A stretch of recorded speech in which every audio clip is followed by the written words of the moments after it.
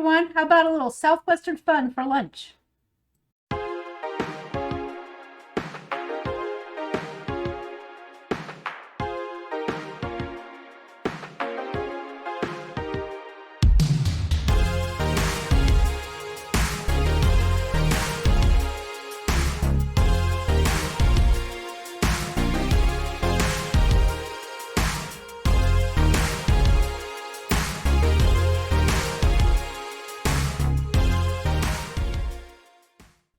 Hello, welcome to the Radical Geek YouTube channel, where every Monday, Wednesday, and Friday we upload videos, and on Sunday we host a live stream affectionately called Coffee Talk. Today, I was originally going to try and do a steamed bun recipe, but it needs a little more work. I think like 1 or 2 more tries will get it down. And at the same time, in one of the groups, one of our friends here posted that they tried to make a fajitas, but they were using a fajita product. And between that and the low-carb wraps, they were shocked by the high carbohydrate values that was created from that. And we took a look at the package and saw that this fajita meat was riddled with starches and sugars, which was, of course, giving it exponentially large quantities of carbohydrates for a dish that should be really spectacular in a ketogenic lifestyle. So while we're cooking, I also have a couple topics we can review, so it won't be boring just watching me saute vegetables and meat. We may take a pause while some things take a little longer to cook, but I have like 2 topics that we want to talk about. And in the meantime, though, let's get cooking. So, what are fajitas? Fajitas are small strips of seasoned protein, traditionally beef or chicken. However, also shrimp is a very popular item, but literally you can do anything you want. I say traditionally, but there's no such thing as traditional fajitas. Fajitas are an American invention. It came from the New Mexico and Texas regions, the southwest part of the United States. So feel free to switch it up. You can make this however you want, but I'm going to show you a really quick version. Now, I will tell you that fully assembled, you do have to pay attention to what your macronutrients needs are. If you put so many vegetables, there's a good chance that you might be bumping things up above your ketogenic carbohydrate requirements for the day. So be mindful, pay attention, but for the most part, a majority of this is all going to be like super nice meal for you. Well, for if you're following a ketogenic diet. Obviously, if you follow carnivore or you're a very strict beef, butter, bacon, eggs regimen, sorry, this won't be for you. You'll have to really change it up, and really, actually, if you just leave the vegetables and the toppings off, you'll be great. If you're carnivore, don't do the vegetable part. Work on what seasoning you use, and again, it will still be a really nice thing you can have. I will tell you that today I just brought myself an Egg Life wrap, you know, the commercial brand. I'll show you how to dress it up just a smidge to make it a little more pleasant eating for your fajitas. I highly recommend, though, that you try out making your own egg white wraps by following Indigo Neely's recipe. However, with a twist, once you add your gelatin and egg white powder and start mixing together, add a little bit of salt and a little bit of corn extract. Now, you can skip that corn extract because it can be a pricey ingredient, but it really brings up the flavor profile in that egg white wrap and kind of brings it a little bit more together with that Southwestern fajita flavor profile you might be looking for. So, real quick now, let's go over ingredients. What do I have here? I know I don't fit in the frame. It's just going to be weird today. We're going to have green screen effects as well. So I have a plate of vegetables. Trust me, they look spectacular. I have an orange bell pepper. You can use green if you like that slightly more, I'm not sure what the right word is. If you like that flavor profile, I like the sweetness that comes from the red, orange, and yellow varieties. And the orange ones were, for some reason, cheaper at the grocery. So I was like, well, there we go. I have half of a small purple onion that I have cut up into small pieces. You don't want dice, you do want pieces. And then I have a very thin sliced jalapeno. Funky green screen effect, but you can get an idea at least for the sizing. And also a poblano that I have done the same thing. I love the green screen. I love playing with the green screen. It's hilarious to me. So you've got some real vibrancy there. A lot of people might prefer to use the yellow Spanish onion from the flavor profile, but I love purple onion. I love the way it tastes, and so that's the route I went. It's just my preference. I like it. Plus, I think it looks nice in the dish. We do eat with our eyes, so yeah. And then over here, I have garlic paste. I will tell you that the reason I used garlic paste is because it will permeate the dish nicely and still get that roasty garlic flavor without giving you big garlicky chunks. If you like big garlicky chunks, start with some fresh garlic and slice it super, super, super thin, or mince it, or squeeze it through, a garlic press, etc., etc. I have coffee. Use your preference, but I like the garlic paste because of the way it works within the profile. The other items I have today is I have 5 boneless, skinless chicken thighs. I know that a lot of times on ketogenic diets, we enjoy our thighs with the skin. It gives you a really good fat to protein ratio. However, once you get into all of the sauteing and stuff and mixing things together, the skin does not stay super crispy in the fajitas. So in this case, it's better to go ahead and remove it. Also, you're going to be eating it with a fork or in a tortilla or things like that. So you take the bones out. That's why. So, and then the other thing I have is I have a few ounces of strip steak. You can use skirt steak, skirt steak or flank steak, and cut into small strips. Let me put a glove on and just touch one of these for you so you can see what I'm talking about. Here you go. Everything goes in these little strip sort of pieces. Now, one thing that I've seen a lot of people do is they get carried away with the cutting and they're making these big long strips and real nice and thin. That's great. For one thing, they're real long and you're going to put that into a wrap or try to scoop it up with a fork and it's going to be too much and you're going to have to be like slurping and it's going to be slopping out of your mouth. So keep them reasonable, something that can go into your mouth, even if it's like maybe a little longer than one bite, but you don't want little diced cubes. That's weird. I guess you could make little diced cubes if you really want to, but it's a little odd.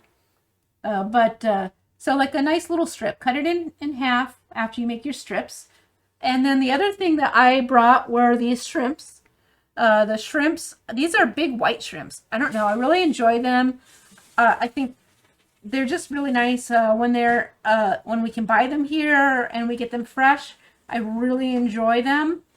They cook up great. They've got a nice texture. They're sturdy, so they hold up to the beef and the chicken, etc.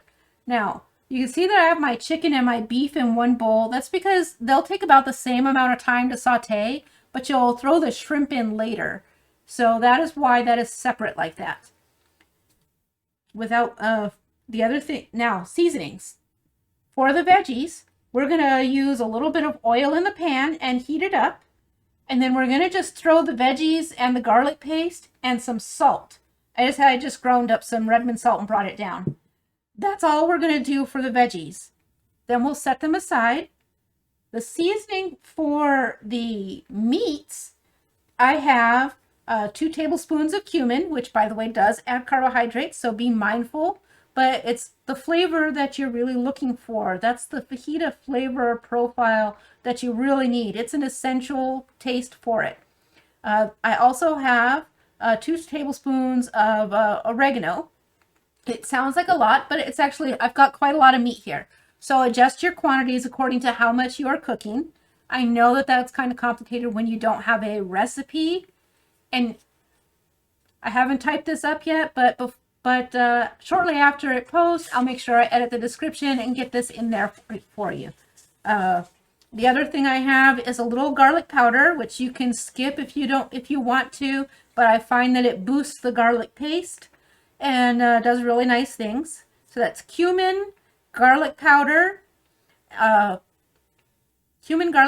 oregano, and then the last thing is black pepper. That's all. That's it. So we don't have to be crazy about it. You can add chili flakes if you want to, but remember, we've already got your sweet pepper, a jalapeno, and a poblano. Are they hot? No, they are not. I find that the jalapenos aren't really spicy anymore. In the 80s, before the plants had been bred together to tone it down a bit, they were very spicy. If you want to add a little zip to your fajitas, you can add chili flakes if you want to. I guess, I don't want to tell you how to cook, although I'm telling you how to cook. I find that it will be better to put fresh vegetables in there. So bump it up a notch. A good chili to add some spice in here would be to use a habanero, because it blends with that southwestern profile nicely.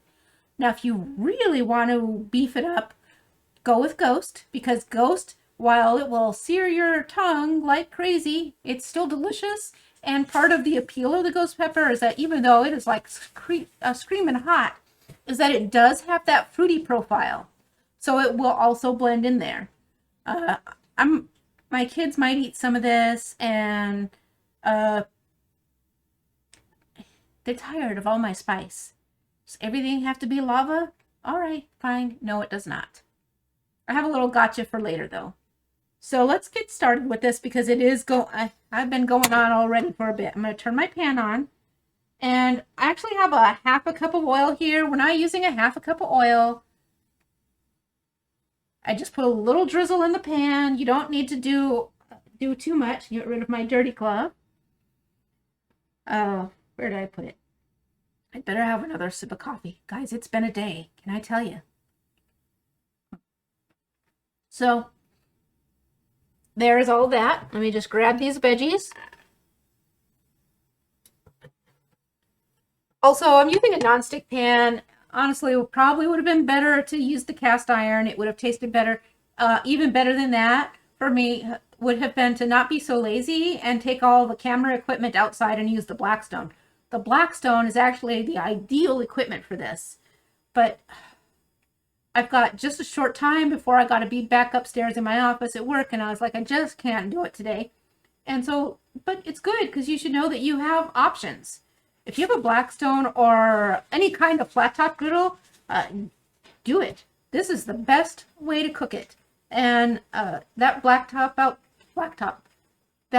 top griddle out there is an amazing piece of equipment. And we might do these again sometime, and I'll show you. I'll do them, I think this summer. I'm hoping that we can live stream outside, because, I hate being inside the house, except for today when I said I want to be inside because I have to go to work again. So anyways, here we go. I'm just dumping everything in. And I don't know if the sizzle gets filtered out or if you get to hear that nice sizzle. You want to have it a good hearty, hearty bit of heat. And I just scoop it all in there. Set my plate aside. Give it a good stir. It's stir fry, not stir stare, as Yan Can Cook used to say on his You Can Cook, or Yan Can Cook show. But, and yeah, actually fajitas are a type of a stir fry, because it's a higher heat cook. Now, I did say we were going to throw some salt on these veggies. That helps give them a good sweat. That's what it's called when you are flash cooking your vegetables, to give them a nice softened but not brown. And you adjust your heat so you don't burn them. And you can keep a good eye on it. So I mentioned a couple other topics I wanted to cover, and we'll start with one of them. I was on the Friday night Hungry Horde stream, which I really enjoy, and we actually we talk to each other a lot, and I heard the apprehension in my friend's voice when they talked about their coach. Actually, it might have been Hungry Heat's MS update. I'm not sure which it was, where one of them mentioned that their nutrition coach said that they felt that with the time they had been so strict on their food planning and health changes, that it might be time to do a special time off kind of day and go off their plan for a little bit. And I saw the worry and the apprehension and I could hear it in her voice. And I thought about it, and they talked about their plans about how they were going to do that. And I think that that's fantastic because they're really thinking it through. And I want you to know that planning is key in such things. And it also led to my thinking that maybe we need multiple views on this, because we've definitely seen and heard a lot of the conversations around things like carb up days or carb cycling or all sorts of different things that people try and do. And one of the things that I see a lot of people do is that they take that one meal or that they're supposed to do off their plan, and they go like super off plan, and then they don't feel good later, or it leads to emotional cravings where they can't get back to their standard pace after they do so, and then so it continues. And then, in the past, I've talked about it in some seizure groups where they talk about, how things like this do, because you'll know I've talked about it a few times. Hey, I'm going to do this to try and deepen my ketone level. I'm going to try this trend and see how it is. And people like to hear, at least I think they do. They say they do. I suppose they could be being polite and well-mannered, but I also like to talk about it and share my experiences, and that's why we have this YouTube channel. So what about that? What about a carb up day? How does that impact someone with a neurological disorder like seizures or MS? You can't just go off plan all crazy and eat like everything that causes your health condition, can you? And the answer to that is it's not that we never have an unregimented day. But for someone like us, here's how doing something like that would look. And these fajitas are an excellent example of that. In fact, today is an excellent example of that, because that's exactly what I am doing today. Because this morning I had a business meeting and we were at First Watch, and literally my choices at First Watch are really limited, because I know that we don't worry about calories, but at some point your macronutrients that you intake for the day do add up to calories, and it's one way to take like a quick measure. And also, I like to eat food. I like to eat enough food that I feel satisfied. And if I'm not going to feel satisfied, is eating something that dumps a whole bunch of my macros for the day into it, is that going to satisfy me? Yes or no? And the reason I say that is because they did have a breakfast sandwich that was a chorizo, which I love. But I looked at it and it was a very small quantity. It's one chorizo patty, and it had a sauce, and it had greens with dressing and an egg, and so far that all sounds great. And once you take off the bun, it still sounds great. In fact, it would have been a fine choice, except when I look at it, it's still 13 or so carbohydrates and almost 800 calories. The protein on it was not in line with my preference on a protein to fat ratio. We don't like ratios, but we like ratios. So go figure. But So it just, even though it sounded right, it had all the right sort of look and feel to it. I couldn't see myself going most of the day on a plate that was going to have something about this big and this thick. And even though it had enough caloric intake, from a mental aspect, it just wasn't going to do it for me.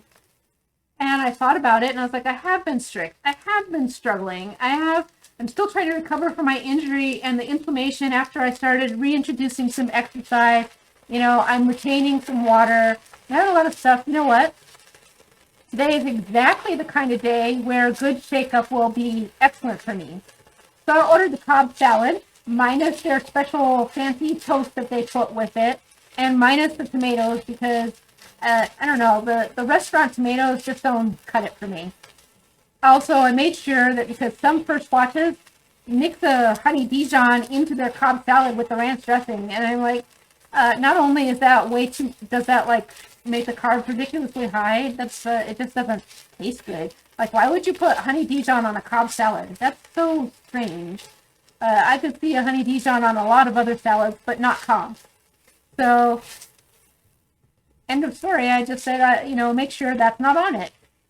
So I had my Cobb salad, and it came in a nice big plate with a nice serving of greens, and it had the egg that I enjoy, it had some bacon that I enjoy, it had the blue cheese, which you guys know I really enjoy, and it had a little side of ranch dressing, and that's something I enjoy, and their ranch dressing was fine. It didn't have any maltodextrin in it, or at least it didn't say so in the ingredients. So all of that was great. I'm going to shut this off. We'll get back to my long-winded story in a second. I'm going to just take this dish and scoop out my veg. The pan's heavy, so I try to scoop some of it out before I pick it up to dump it over.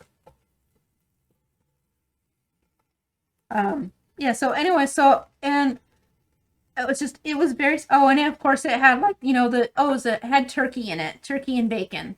And I just found it to be probably the better choice. Now, my business associates did be like, well, salad is kind of a weird choice, but you know what? Actually, that looks good. I kind of wish that I had had a salad instead of my overpriced omelet. So, I'm not sad about it in any way, shape, or form. So, here we are. There's my veggies, and I've just put them in this bowl and set it aside. And there you go. Done and done. Now, I'm going to just leave my pan there because we're going to use it again in a minute. I'm going to get this mixing bowl and glove up. Now we're going to season up our meat. I know, right? I just transitioned right into more cooking. We'd better take a drink of coffee, right? So, that was my meal one for the day. And yeah, there was no probably about it. I believe after I did all the nutrition calculations that it's about 13 carbohydrates. So if I then also am going to follow up with these fajitas, which I am, that's going to be another 14 or so carbs. So actually really not that bad. I'm still going to be like around 30 carbs. I might, after I add some pico and some sour cream, it'll probably be closer to the whole 20 carbs, but that's okay. So I'm going to be at about 40 carbs for the day. Maybe, I might add in a little something else. I don't know. We'll see. But that's it. So so I do what I'm calling, that is my carb up. I'm eating a lot of vegetables. I'm not like strict 20 total, which is where I need to be most days. I do eat more sometimes when I'm heavy cycling. But really, that's the main thing. I forgot an ingredient, you guys. I also have some lime juice that I squeezed out. My lime made a 1/4 cup of lime juice. I wish it had been more, but that's actually going to be quite sufficient for this dish. So, I'm going to take my seasoning and just dump it in here. Now, another thing that you can do with your skirt steak or your flank steak is you can marinate it ahead of time. And that actually does enhance the flavor and helps it to cook more. I'm actually going to take some of the oil and dump it directly in here. Not all of it, because I want to throw a little bit into the pan, but most of it. And you bring some of this juice right into your mix here, sort of like a marinade, but only a quick one. And I keep a little bit to throw in at the end in our last little mix in. There you go, and there you know.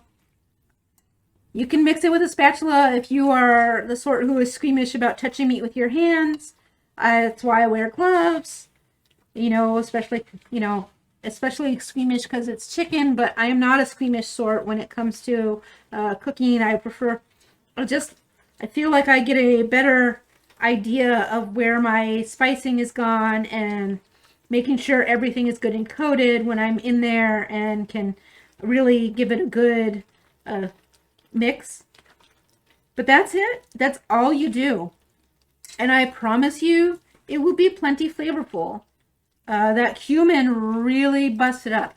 Now, I mentioned my friends from the Hungry Horde or Hungry Heath channel.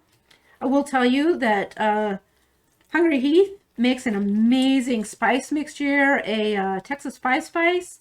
That is a lot of chili, but that would also kick this up a notch, as would his taco seasoning blend. I find between the cumin and the oregano for a fajita, this is quite sufficient, and it's a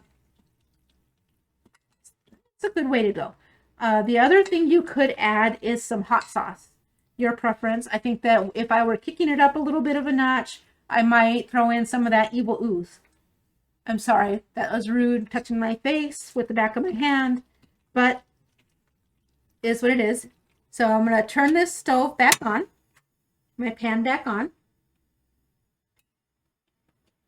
making sure it wasn't The Office, and then I would be like, whoa, I got to pause my video while I go back to work. It wasn't. It's Meat Church releasing a video. If you don't watch Meat Church, they're a lot of fun too, even though it's not a keto channel. So now I'm going to just take, again, my oil and throw it in the pan. It comes out to another couple tablespoons right there, and boom, done with the oil for the day.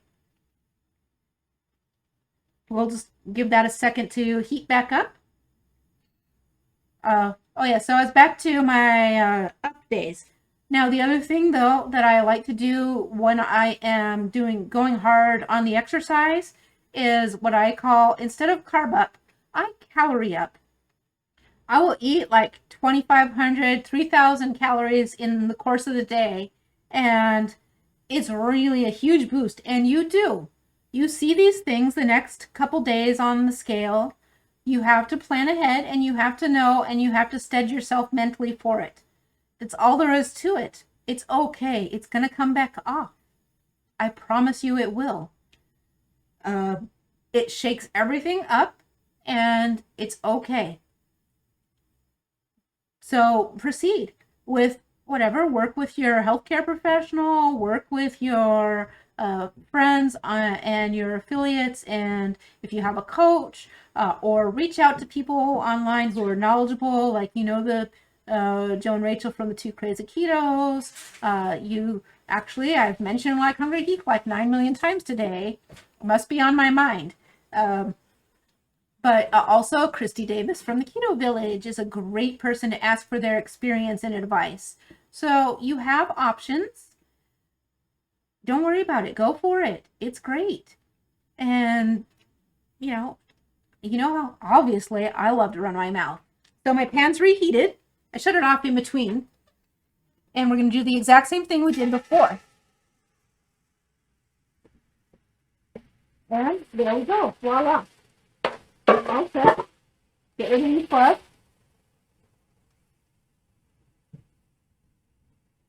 And I've got my little tongs. These don't clip. What a bummer. Okay. But I'm using these tongs because it's the raw chicken, and that way I can swap it back out for my scooping spatula. It's my favorite spatula because it has like almost a spoon-like to it, but it's not a spoon. So we're just going to let this cook. Keep stirring it while it sautés. We probably will take a pause while this cooks, and once it gets to the point where I'm going to add the shrimp, we'll stop. We'll restart, I mean. Having trouble with my words today. It's just that kind of day. So I heard my sizzle slow down a little bit, so I bumped up the heat again.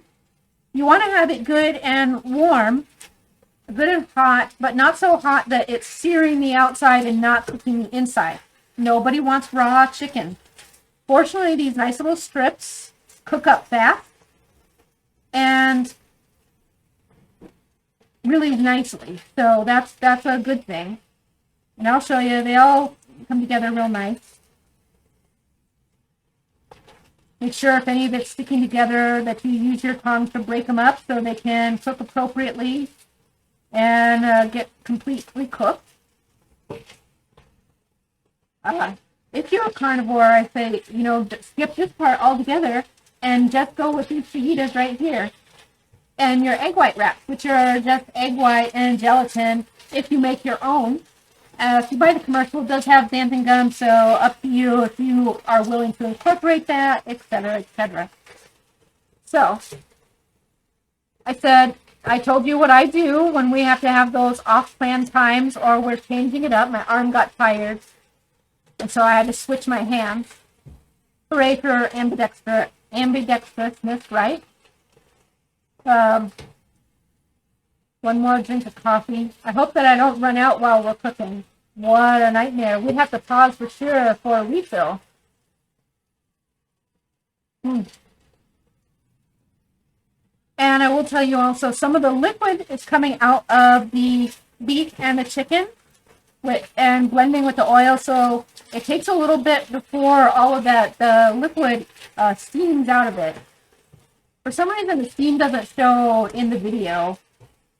Well, probably not for some reason. It's probably the lighting. So that's what you keep in mind. The second thing that I wanted to talk to you about that's unrelated to the cooking, but who doesn't love to talk while we're cooking? Oh, I'm sure there are lots of people, but I love to talk, and so I will. Is on Monday, I released a video talking about some fitness and cardio. And one of the questions that I got asked was just one of my favorites, where they talked about the fact that it's really highly popularized when people are criticizing cardiovascular exercises, that cardiovascular can actually prevent weight loss, slow your metabolism, and feed into that cycle of not being helpful with your weight loss. And I did respond, but it was a very small response. And because when I started to try and elaborate, the more I typed, the longer it got. And eventually I was like, this is like a mini novel. I cannot put that out in a comment. That's no good. Which is weird because it's not actually going to be a lot of words right now. But what it is yes. The answer is yes. Actually, cardiovascular exercise, cardio exercise in absence of several things and in over exercising can, in fact, slow your metabolism and prevent weight loss. It can also lead to loss of muscle and an increase in your fat percentage. So, what? Well, then why, Maitreya, would you tell people that it's okay to do cardio? So, here's the thing. That doesn't happen unless you are really going at it. And if you are going that hard on the cardio, you need to stop. If you are going so hard, yes, you should sweat. Yes, even if you drip a little bit. But you should not be doing that 2 and 3 times a day. And you should not be doing that every single day. And at the same time, you should not be reducing the nutrition intake. On days when you go hard, you do need to increase the intake so that your body can recover and so that you are fueling yourself appropriately.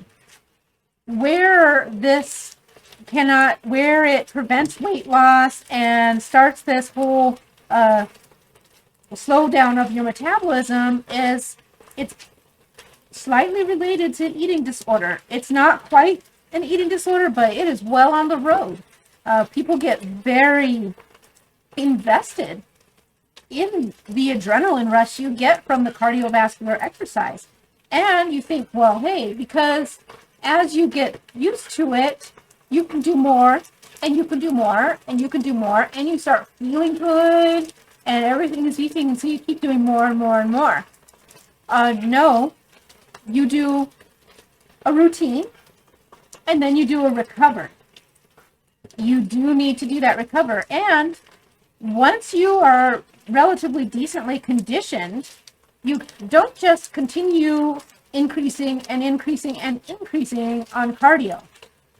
What you do is that is how the lead in to starting to build in your strength training so that you are slowly whittling out your cardio and bringing in your strength.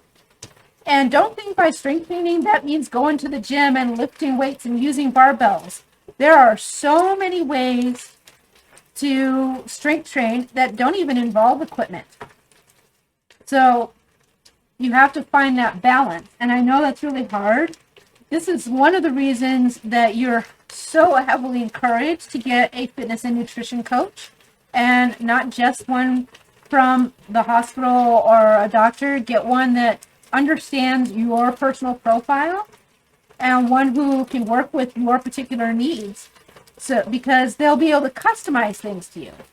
There is not a one true way. There are a lot of things that have commonalities to people and how they exercise, but not a one true way. Yes, I am saying it sassily. There are so many differences in people, and it's not a one way to get to your goal. So that is why. Now, how do you know if you're doing too much cardio? So, yeah, when you first start out, you're going to feel like crap. You're not conditioned. So walking around your block is going to be tiring.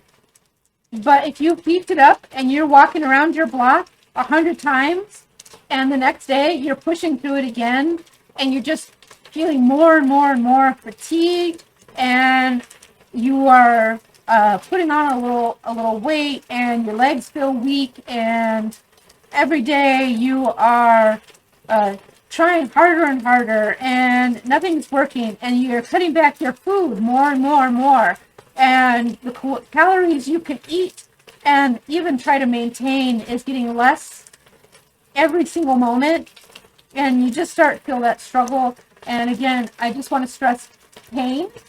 And I don't mean a little bit of muscle soreness that's going to happen once in a while. I mean pain. You know, when they ask you, how do you feel on a scale of 1 to 10? And you're like, I'm at an 8. Oh. And you are struggling. That's too much. Stop it. So, and it's hard sometimes to know. And you know what? Once in a while, that's what's going to happen. When you find that your cool down is excruciating, it's time to take a step back and do some recovery and some rest. Don't be afraid to eat food. I see it so much all the time when people are saying, well, but if I eat too much food, XYZ happens. I put on some weight. I'm doing this, or this happens to me, or my blood sugars rise. Yes, it's true. All of those things happen. But is it a one shot while you are changing your health, or is it ongoing, etc., etc.? You have to go through all of these things, and it's not something that can be decided in one quick story on a live stream. They're things that you have to really work through. It's so hard. It's a lot, and I can't really go through all of it, but those are things you have to do. Are you struggling to breathe? Because cardio is all about opening up your lungs and improving your vascular health. So if you're doing more and more and more, but it's getting harder and harder to breathe, that's another sign. That fatigue and that struggle of not being able to catch your breath, but you can still go as hard as possible. That's where it's at. You've got to find that line, and you've got to start really understanding your body, and which is no easy feat. It is not. I'm not going to kid you and be like, well, just learn how to eat. Oh, well, just stop when you're full. We know those things are not intuitive and easy for every single person. In fact, for so many people, it's just not. So reach out. Reach out to people who have been there, done that. They could write the book if they wanted to.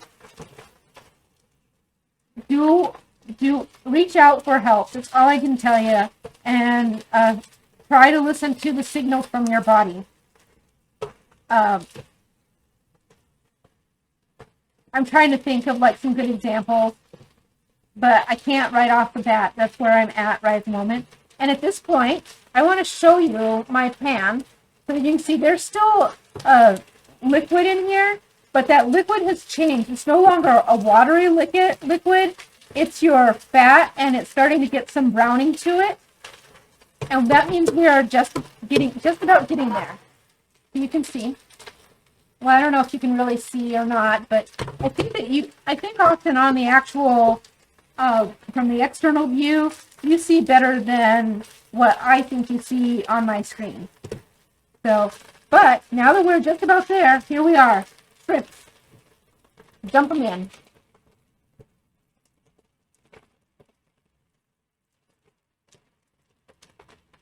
I love these great big old shrimp.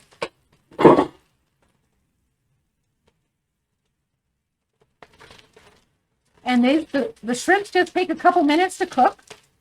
They'll go to that lovely, delightful pink relatively quick. It smells nice. I can smell all those lovely spices. The cumin is wafting through the air. We're really getting it. So, give me just a minute here while we continue stirring. What other questions do you guys have about this whole cardio conundrum? I just want to encourage you, like I said, the number one thing is if you are new to exercise, it is highly unlikely that you're going to right away hit that wall with cardio, becoming a cannibal of your muscles and lowering your metabolism. When you're first starting out, the amount of cardio you can do is very small, and you'll have to do it in order to start building your lung capacity, which you need so you can strength train. So that's your cadence. Start out with your walking. Keep it at a nice, slow little pace. Do small amounts at a time. Do a little bit more until you are able to do like your 10,000 steps a day. Once you hit that and you can do it and it's not such a struggle for you, then start incorporating little bits of strength training. Little bits of strength training. Not more cardio, little bits of strength training. And then from there, and this is not like something that's like, this is not like in a week or in a 2 weeks or even 2 months. It takes a lot of time to start from zero to get to athlete. And you don't have to get to athlete. You know what I'm saying?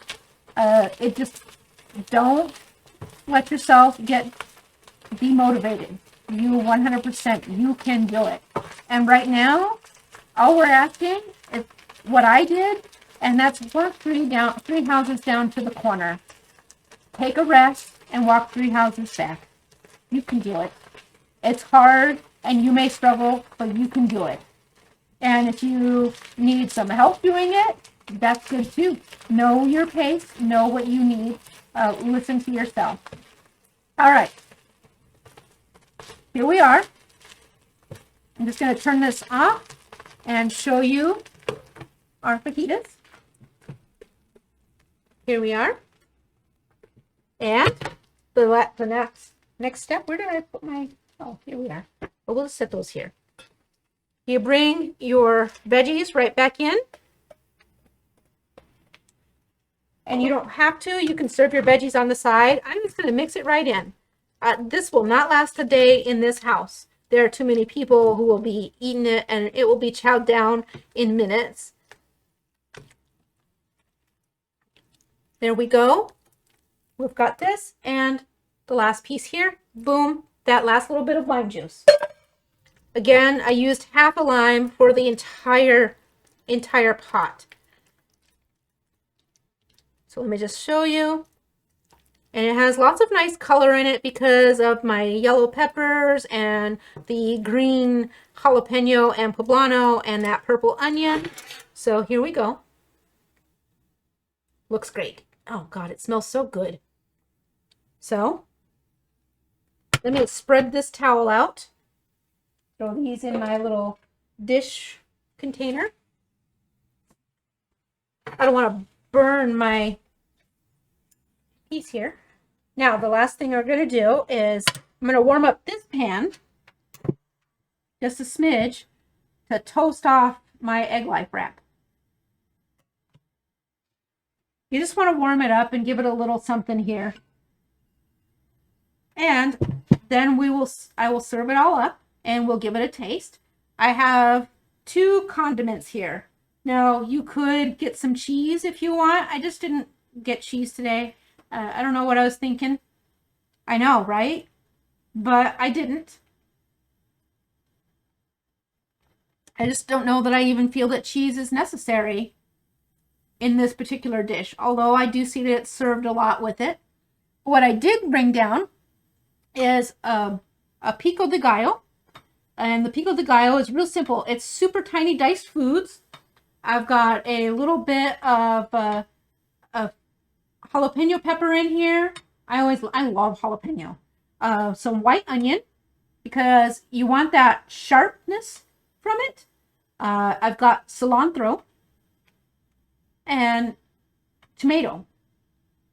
These are nice Roma plum tomatoes, which, you know what, we didn't really use Roma plum tomatoes in the Southwest, but I freaking love them. So good. Salt, pepper, garlic in a light, and I with my tomatoes, I scoop out the juice so that my pico is good and sturdy. You can cut up a little bit of avocado in there if you want to. I actually have an avocado upstairs. Oops, I forgot about my egg life wrap. There we go. But I actually prefer it on the side, and I didn't cut it up because I had that big Cobb salad which had avocado in it, and I was just like, I'm done. So there it is. What I did also get is a little bit of sour cream. You can use a Mexican crema, but I like sour cream. I like a little bit of tang to it. Sometimes I use the yogurt that I make, but right now my yogurt is straining. Just gonna finish toasting it off. And I will tell you that the egg life wraps, just plain without doing anything to them, they definitely have like kind of a weird spongy texture. But if you take the time and you give them a little bit of toasting and get some color on them, okay, it doesn't show on the screen. It just looks white and glowy. Anyways, it gets some little brown spots on it. That really helps them along. And if you do the make your own, that with a little bit of the corn extract, that's what does it. So I just take my little egg life wrap and I pick out my I've got a little bit of beef, some onion, a piece of chicken, some bell peppers. I'm digging myself out. Hopefully that's a jalapeno. I can't tell the difference between the jalapeno and the poblano anymore, but extra spicy. And you can't not have a shrimp. An extra piece of chicken. I really love chicken thighs, if I didn't say that already. Throwing on just a little bit of my pico. It's kind of like, and you could use a salsa if you want. I like the pico. I think it's good, and I love the little pop that the jalapeno gets in there. Oh, and a little more citrus in there. A little squeeze of the lime juice. Delightful. You can use lemon. I like lime. And there you go, a dollop of the sour cream. Get my little fork to scoop it off there.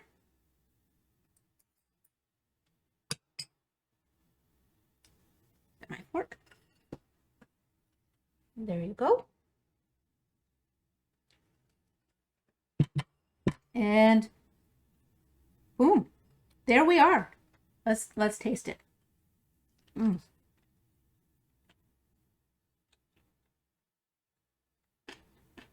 Mm.